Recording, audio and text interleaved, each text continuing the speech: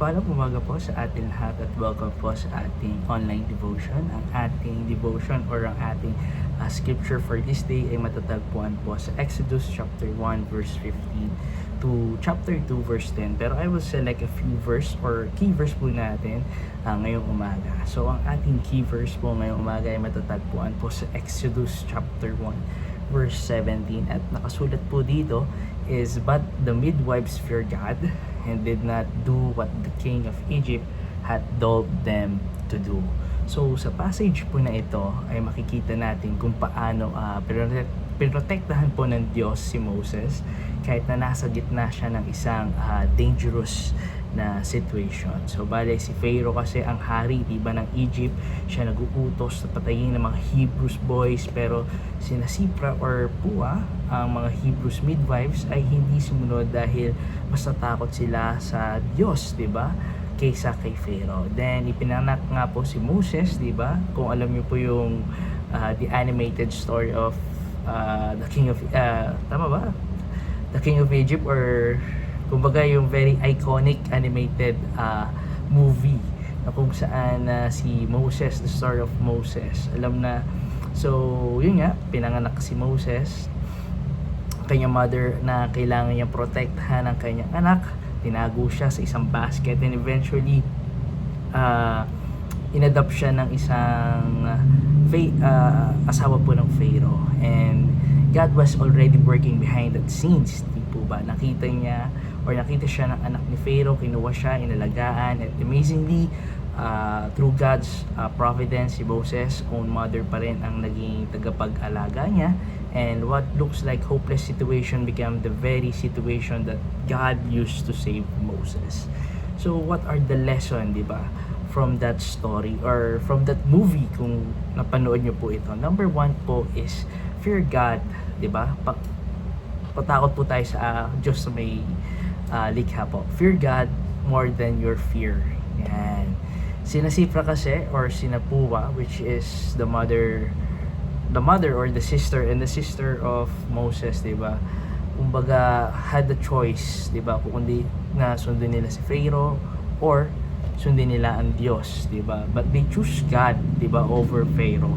Minsan kasi ganun din tayo, may pressure from people, expectation or circumstances, pero remember our obedience to God should be greater, di ba, than our fear to other people or to others, di ba? Pangalawa po, trust God even when you don't understand His plan, di ba? Alam natin na we don't know what His plans are, di ba? Hindi natin alam, di ba, ang ng mother ni Moses kung anong mangyayari, di ba, sa kanya pagkatapos niyang ilagay sa basket. But she simply did what she could, and that is to trust God, di ba? Trust God with the outcome. Minsan hindi rin natin alam kung saan tayo dadalhin, di ba, ng situation na kung anong meron po tayo, di ba? But we can still says, Lord, hindi ko man alam ang next step, but I trust you, di ba?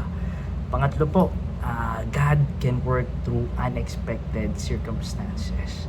Tandaan po natin ang Nile River or kung saan umagos po si Moses, diba, should have been a place of danger, diba, for Moses. Pero ginamit ito ng Diyos para maging daan sa kanyang rescue, diba? Kung baga doon siya natagpuan, diba? Kinupkop, diba? Sometimes yung situation na yun ay kinakatakutan natin, but it could actually become the place where God revealed His faithfulness po sa ating buhay. Pang-apat, God's purpose tawag dito, cannot be stopped. Kumbaga yung purpose or yung plano po ng ating Panginoon, nakaset in stone na po siya. Pharaoh had power, yes, they have the power, they had the authority, but he had a plan to destroy the Hebrews boys, di ba? He planned to destroy, sinabi si Pharaoh he planned to destroy the Hebrews boys, but God had a greater plan. Moses survived, he grew up, and eventually God would use him to lead Israel out of Egypt. Kapag may purpose, di ba, ang Diyos sa buhay po natin, tandaan po natin na hindi ibig sabihin na magiging madali ang lahat. Pero ibig sabihin, God will continue working even in the middle of difficulty. So, in Exodus po, chapter 1 verse 15 to chapter 2, di ba? Chapter 2, it is a reminder sa ating po ng ating Panginoon that God is always working even when we cannot see it, di ba? Kung hindi natin nakikita, kung napanood nyo po ang aking video last time, di ba? Tandaan po natin, God is always working even if we cannot see it, di ba? Even when we cannot see it. Tandaan po natin, the midwives trust God. Moses mother, kumbaga yung nanay ni Moses, trust God, and also his sister, di ba? And God protect Moses. Maybe today, the situation ka rin na parang walang solusyon.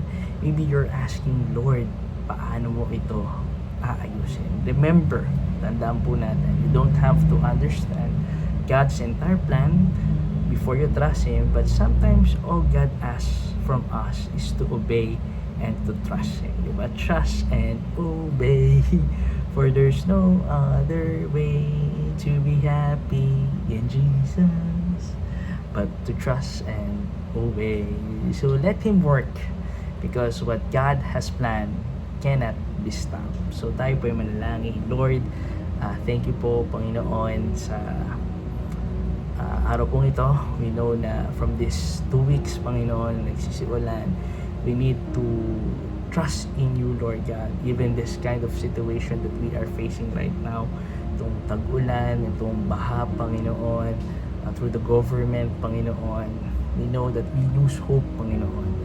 But right now, through your presence, I know that you have a plans for us, plans for the Philippines, Panginoon, and plans, Panginoon, na magbago ang bawat isa, Panginoon, and manguna kayo sa aming mga buhay, O Lord God. Lord, this is our prayer. We claim the victory upon our lives, and I know in this kind of situation, Panginoon, you will bring us to a greater purpose sa aming mga buhay, Panginoon. This we pray in the mighty name of Jesus Christ, our Lord and our Savior. Amen and amen. Muli po, mapagpalang umaga po sa atin, at tayo po ay mag-ingat sa gantong panahon. God bless po sa atin lahat.